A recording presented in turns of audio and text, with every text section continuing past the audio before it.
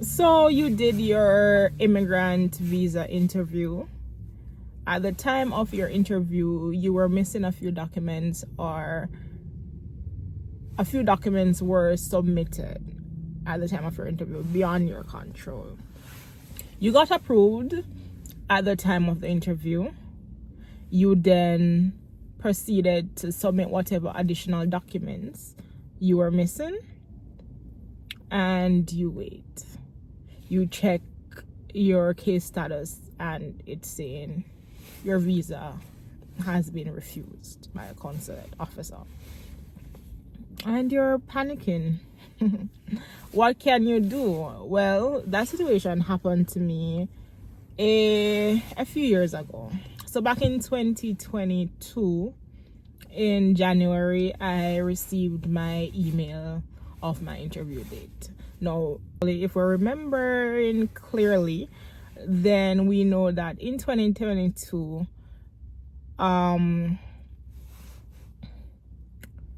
COVID was still a thing. So the process of things were a bit different. So I got my interview, I got the email of my interview date, and my interview date was like 2 weeks away from the day I got that email, right? 2 weeks, exactly 2 weeks away.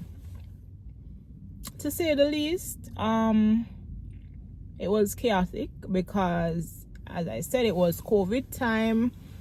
To schedule my police record, my medical record was expired. Not my medical record, my police record. It was expired, so I had to get that done, because you know that only lasts for a year. I had to go and do medical. You know, if I'm from Jamaica, I'm a Jamaican citizen. So in Jamaica, there's only one authorized medical agency to conduct immigration medical, right? So it's hard to get an interview date like ASAP, right? So, you know, I had to be scrambling all over the place.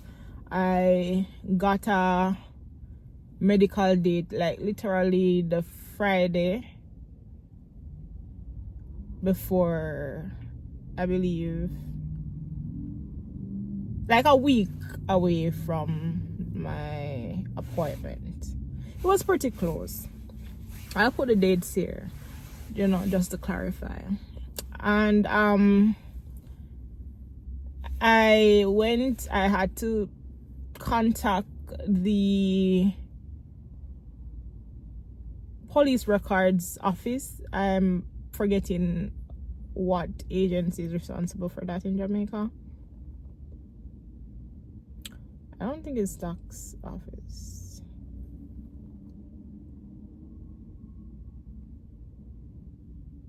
I don't know, maybe all they do is police records, but it was a police records office. I was asking people around, where can I get it? Can I go to Kingston? Because I live in Manchester. Whatever, I found the one in Clarendon was the one doing it. They were taking appointments like months ahead. So we were in January. I think the next available slot was in March when we queried, right? March. That's not gonna work. So we called, we explained our situation. We have 2 weeks before our embassy interview. We really need a police record, and suffice to say, we were squeezed in for an appointment. It was still closed, remember, it's 2 weeks. Okay. So I jot down the topics, the things that I want to like speak about within the video, just so I don't get off track. So we got the email from USCIS. We got the interview date. We're trying to make it work. On the day, ironically, on the day that I got the email, I was literally on my way to get the COVID vaccine, because all this time I didn't take the vaccine. I didn't plan to take it, but I was like, all right, I need to take this because I was thinking, not thinking, I was in preparation to travel overseas for the summer, to come to the US for the summer to work. And at that time, you cannot travel without taking the vaccine. So that very same day, I was getting ready to go take the vaccine. I was planning to do the 2-dose one. It was the Pfizer, I believe. And right before I was about to leave, I got the email. And luckily, because I ended up taking the 1-dose, the 1-shot vaccine. So thankfully, because it wouldn't work in good timing. So thankfully, that was the exact date I got the email. So we do all of that. We try to get everything done. Yeah, we did all of that, all of the things that was required, got all the documents together in no time. As I said, it was 2 weeks away. It was the interview date. Before I go to the interview date though, when I went to get my medical done, you know, medical is for the whole day. You have to take the whole day for that. And it's in Kingston. So regardless of where you are in living in Jamaica, you have to go to Andrews Memorial Hospital in Kingston. And it's a long, like, you have so much things to do. It's literally a whole day. So I remember completing my medical. And, you know, it was my sister and I this whole time because our mom filed for us. So I remember getting an email, I believe, either the same day, but I probably didn't see it that day, or the Monday, the following Monday, because it was a Friday that I got the medical. In the email,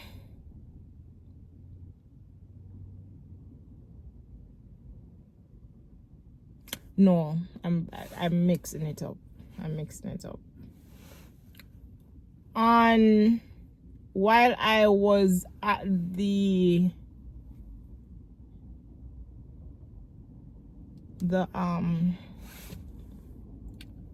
oh my gosh, the hospital getting the medical done, I was at the final stage and I was speaking with the doctor at this time. In the process of speaking with the doctor, you know, we're finalizing everything and, you know, going over what was done and the whole works. She noticed that my COVID vaccine card, the document that they signed after to say I did take the vaccine, it had the wrong date.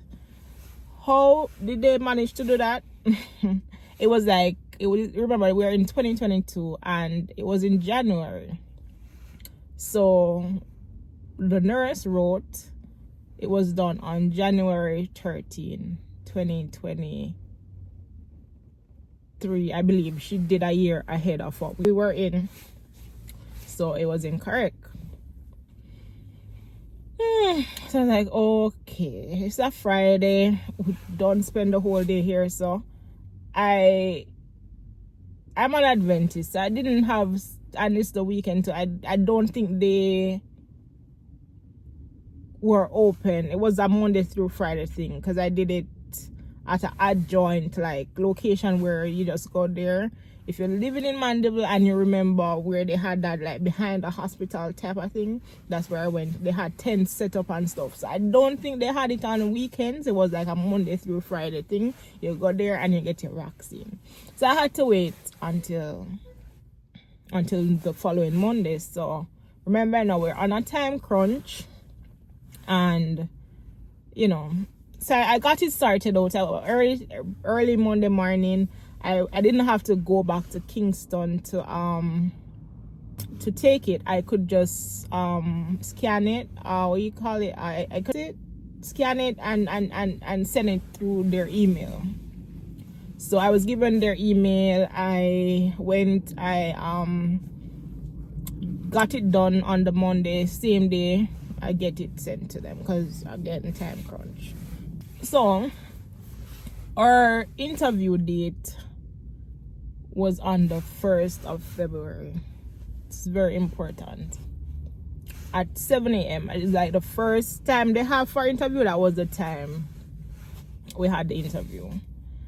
We had to get up really early. Remember, we're coming from Mandeville. It's not like Mandeville is like Montego Bay far. No, it's like over an hour drive, but we still had to wake up really early to get there so we can be there before 7 because the interview is at 7. So I must say that on the immigration side of things, when you're looking for an immigrant visa, not the non-immigrant visa, they're less intimidating. So the officer was very chill, very nice, and she asked me a few questions because I've been traveling each summer to go and work because I was attending university at the time. No, we did the interview, everything was processed. However, because of the time crunch that we were on, my sister police record was not ready because we got different dates to do the police record. So they squeezed us in on different dates. So they just squeezed me in on Monday and then squeeze her in the following day. So when mine was available the Friday before the interview, hers was available on the day of the interview. Catch it? So I had my police record. She didn't have hers. The officer informed us that the medical was not yet submitted. So if Andrews mailed it, they didn't receive it at the time at 7 a.m. At the time of the interview, they don't have it on file for both of us. So we said, okay. But it's like that's fine because you don't get the medical in your hand to submit to them. It's submitted directly to the embassy. So, we were good to go, basically. She said we will receive, or once all the documents are submitted, we'll receive the email to come pick up the visa. So my sister, the same day, she picked up her thing after the interview, because remember the interview was very early. She picked up her police record, and I was good because it's like I had nothing to worry about. It's on the Andrew's side to just send it over. Nothing to worry about. She submitted her thing same day, so we were on the same level at this time. If anybody's stuff was to be delayed, it would be her, because she had more than one document outstanding at the time of the interview, or she had more than one document to resubmit, or to submit. So about a few days later, I'd say, so the February 1st, we did the interview. A few days later, my grandmother died. So roughly a week. My grandmother died on February 8th. Around that time, though, my sister would have received the email to come and pick up her passport with her visa. No, I think she went to pick it up. I think I right now I'm not remembering if she got the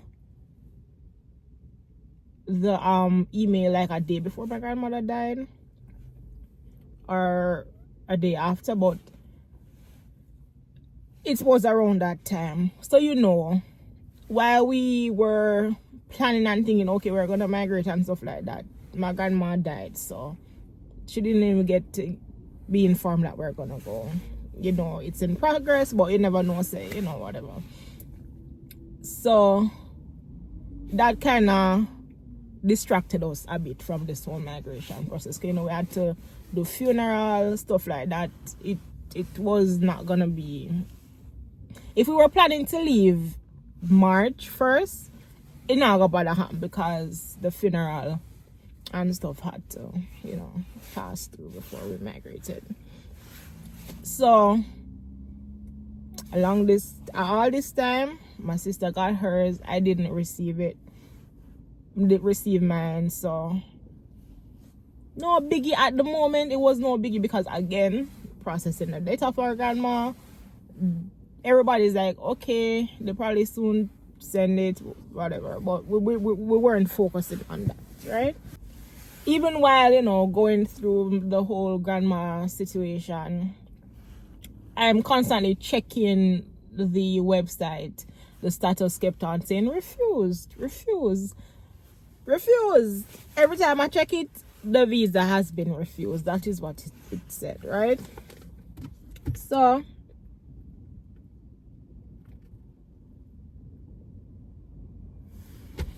funeral finished, everything, you know, the focus is back on migrating. Everybody, even my family, my brothers that came down, everybody's saying, oh, did you hear from them? Did you hear from them? And the day of the funeral, everybody's asking who knew, you know, like, did you hear from them? Nothing as yet, whatever. Funeral passed. We're now at a point where we definitely have to focus back on migrating. I kept seeing refusal. No, I was getting very nervous and really just apprehensive about this whole thing, because I was in my roughly last semester of university. Each summer I'd go over or come overseas, because I'm here now, to work, and this year was no different. I started that from the year before. It just turned out that I paid all my money and stuff. It just turned out that I got the interview date within January. So I was already making my plans for the summer, but this came up, and you know, this would take precedence over the plans I had. No, the fact that I was not receiving my email, kept seeing refusal. You know what, you know, so me live on the USCIS site. Me depend it. What would make a thing get refused? Me depend Google. I'm searching every single thing that could like not permit you to go in after going through the process. Like, what on my medical could be so wrong? Am I really sick? Like, am I sick? Because everything else is good. Am I sick? Like, do I have a life-threatening illness? Oh my God. So I must start fretting, because my sister, by this point, she would have already made her preparation and migrate, so to speak. About to migrate, because my grandma got buried March 11. That was the date of her funeral. So every time after that, my sister migrated in early April. I still not getting no information from the people them. So, you know, I'm doing my research. I'm seeing what can I do on my part to like expedite the process, to see what's going on, because there's no number that I could call and say, hey, United States Embassy in Kingston. I did my interview on the 1st of February and I got through. I mean, I want my passport. And I need my passport back. So even if you're not gonna let me in your country that way, I want my passport. I need it. So I couldn't do that. Matter of fact, when you're collecting your passport, you have to go to a different location to pick it up. Everybody who travel know that, right? So me a fret. Not even groaning. I was fretting. No. I didn't like that at all. It made me really apprehensive. Like say me sick, I'm not gonna migrate. So I'm really not gonna get to work in the summer. I make some money, I'm gonna have no school after the summer. Like, I'm out of school, I'm a new grad. At least free me up for the summer and let me go process the J1 something now. So you can just imagine, remember, can just imagine the high. You're so excited. Oh, I'm gonna get through, I'm gonna go migrate, and then bam, they do the interview. Yes, you got through, just need to wait on your process. And then the downfall with my grandmother passed, and then the deeper ditches that, oh wow, girl, no, we're gonna let through your sister, but we're not let through you. Oh, okay. So yeah, figured out. I don't know. I was on this Google website, right? Researching. At this point, I can't tell you that. Hey, this is the exact website I went on, but it's like a forum. A lot of people had. I was searching to see if anybody's situation was identical to mine. I didn't find any identical to mine, but you know, you had a lot of interesting situations, people telling their situation and them not getting their passport back or their visa back and stuff like that. So I did my research and I was looking up and I realized that, hey, you can actually email the embassy. They might not respond, but you can email them. So that's what I did. I sent them an email. I wrote an email to them expressing, hey, I can put the email here, but yeah, basically expressing to them that I did my interview.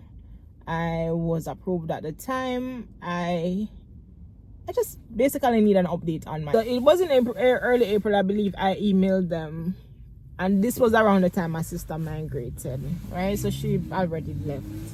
So after she's over here now, she's already here and she's migrated. She has migrated. Because remember now, she can't hold on for her life. Because nobody don't know what's going on with me. Me probably sick, for all them know.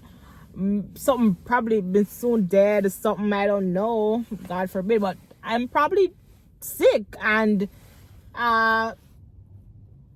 she got to do what she has to do, really and truly. And you know, you have like a 6-month period that you have to travel in. Not saying the 6 month was close, but you just have to start life. You have to leave your job and you need to go and start your life as soon as possible. So she had to go. I had faith that I'm a go too, but it was really just like, why me? Why am I so bad lucky?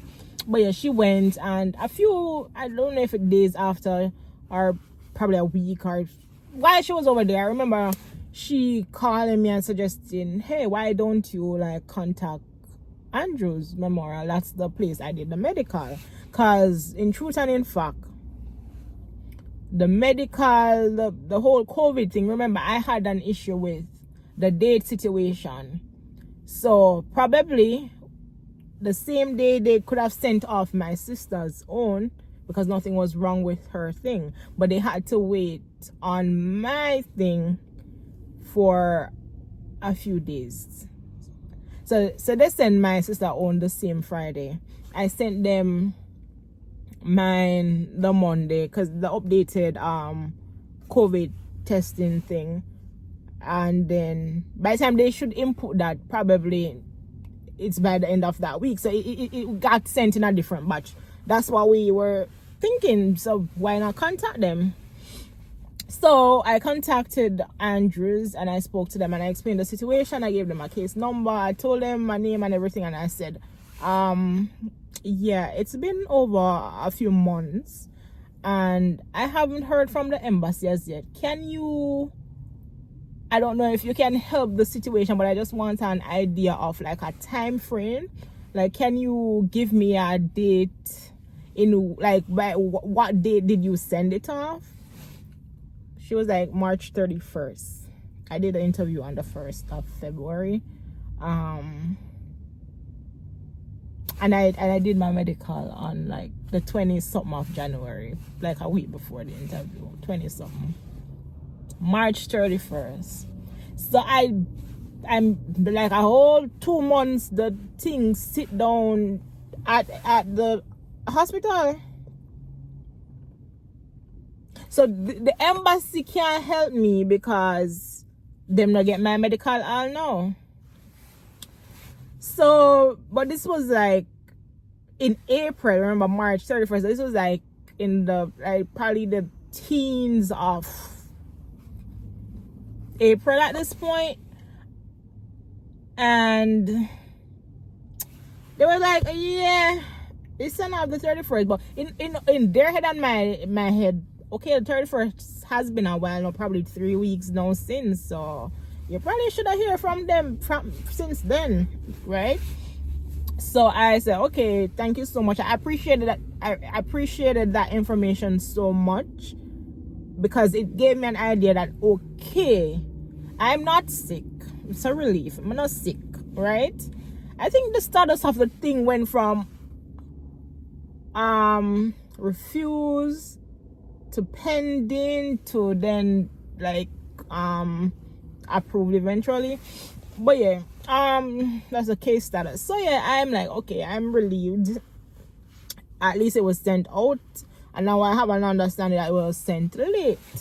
So like a few days, I'd say, or like a week later, after speaking with the hospital, I received a reply from the embassy. Remember, I emailed them early up in April. In the late part of April, they responded to me and say, hey, we received your medical report and we are now processing your case. Okay, thank you. Progress is being made. So after 3 months, progress is being made. Yay me, right? Well, we're grateful nonetheless. So eventually I checked the status and I think it was pending at this point. And eventually I ended up getting the email that, hey, your passport is ready for pickup at the place that you pick it up there in Jamaica. And yeah, this was May, so I can tell you, I picked up my passport, I believe, on the 4th of May. Yeah, the 4th of May 2022.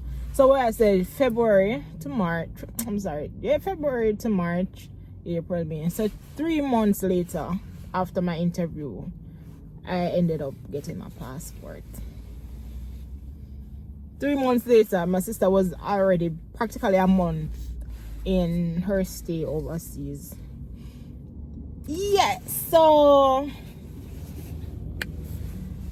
that's how my situation happened, right? So why did I share that story? All right, I shared this story for three reasons. I can't count 3 reasons. I really shared the story for 3 reasons. It's important, very important to know that human beings like you and I, they're the ones that are operating or running these entities or these businesses that we look to or go to have a procedure or a process completed. It's people study, get their jobs in these positions and they execute their job, right? They do what they have to do. At the end of the day, they're human beings like you and I, which means just like yourself and myself, we're all prone to making mistakes. Like, we are all prone to making mistakes. And yeah, they can err just like yourself and I. And sometimes an error can mess up the whole progress of your situation. And it is very important to know that sometimes your delay, right? It doesn't mean you're denied. Your delay doesn't mean denial. It does not. And the second thing, or the second reason why I would have told you my story, the second reason for me talking about my situation is to inform you guys that you have to always exhaust all your options.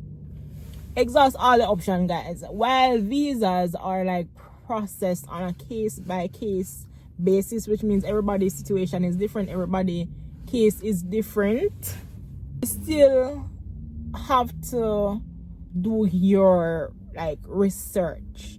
Somebody's case probably is not the same as yours, but the truth is, what they did to solve their problem, it can't be done to solve yours, right? There's nothing new under the sun. So exhaust all of your options. Had I not emailed the man just dead there a wait. Probably I'll just forget about. I'm not saying that the email helped, but at least I got a response. Them never have to respond to me. But you can use the email, and the email is what propel your case to be expedited. You get what I'm saying? Even though they responded to me late or whatever, at least I did all I could on my end, and I just allowed the Lord to just work it out. Really and truly, I did all I could on my end. Even though if I was thinking, earlier, I probably should have called the medical office earlier, and if them never send it, then would I end up sending it earlier than March 31st. But I did what I realized that I could, and it bring forth some sort of result, right? Also, with that being said, it brings me to my third reason for speaking about my situation. We have to exercise patience. We have to learn to exercise patience, right? Sometimes we're being forced or we're being asked to wait by God because it is not yet our time. It's not yet our time. Sometimes it is for us to finalize a few things. To be quite frank with you, at the time of me, like by the time I got through, because my sister was working, I was still in university, I still had classes going on. All this will happen to me. I'm going to school. These are my final set of courses. I'm trying to get done with my degree as all this time. And it so happened that the semester ended like late April, early May.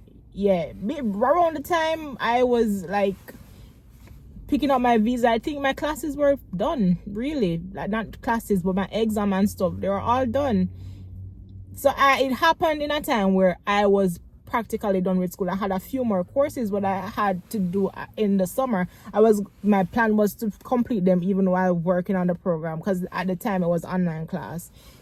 So that was still in the plan. Like I had like 3 courses I believe remaining, and that was to be done in the first summer session. So I'm just saying that I got to complete that full semester before migrating. I didn't have to worry about that. I had to just focus on the couple courses I had remaining, and when I migrated. So, and then I met a very important person that year, and it gave me more time to get to know the person more and like spend some good time with the person. So it wasn't all bad. I needed that before I migrated, and it was like it completed. I had to complete that before I migrated. I need to notate though, what is yours will always be yours. Sometimes it will take some time before you get it, and sometimes it will take some hardship. Some really hardship to get you there, but you will get there eventually. What is yours will always be yours, and it will happen within the right time. So for those who are like probably going through it's been 3 years now. We're in January, so it's basically 3 years. Not 3 years, it's almost 3 years since I've been here, but 3 years since this whole situation would have happened. But we're in a climate now where I think it's harder, or it's more pressure on you mentally if this is happening to you because of everything that's happening. But I just want you to know that if you are approved already, chances are you will get through eventually. Like Probably not as fast as many others would have experienced are the norm, but the truth of the matter is you're gonna get through anyways. And sometimes, as I said earlier, your life probably isn't ready for that big switch, as yet you need to fulfill some other purpose within your life where you are currently planted, and that is why your delay is happening. But just remember that it wasn't denied for real, it wasn't refused. You're not refused for real, you're just waiting it out. Exercise all of your options and just have faith in God that he'll work it out for you. He didn't bring you this far to leave you at all. He's gonna see you through it right throughout. Oh, I need to know before I close out this video, one of the key things to know, it's important, even though I got my visa in May, right? Even though I got my visa in May, I had to leave within like 3 months, I believe, June, July. That are 2 months. That's crazy. I think July was the expiration, the latest I could leave, if that makes sense to you. You know that it's all right. You get through in February, you should leave the country by what's it called? By July. So I had like 2 months either ways, but I left in the same month because I was making preparation in hopes of, from me here say, hey, must send it the 31st of March, then all right, we seal and we're not sick. Not the way, and we're gonna migrate. So we're gonna migrate. So I was making preparation for that. And yeah, so it's important to note that, I think their metric is you did the interview, you got through on February. If it's 6 months, by July it expires, regardless of if you get your visa back February 4 or June 10. It'll expire July 6. So I didn't have like an extra few months to stay in Jamaica. I had less month with this delay. I had like less time to leave the country, but I personally was making preparation to leave and stuff, because I remember mentally I had plans like from a ton of time to leave in May, because that's when summer starts for college students to come and work. But if I didn't, I would be in America before that season, which didn't happen because of the delay, but I still came up in May. So yeah, I just wanted to share that and just understand that sometimes it might look like you're salt, like you're a sack of salt, and things won't work out, and like things won't work out for you, but it will work out for you. Bless up yourself, and bye.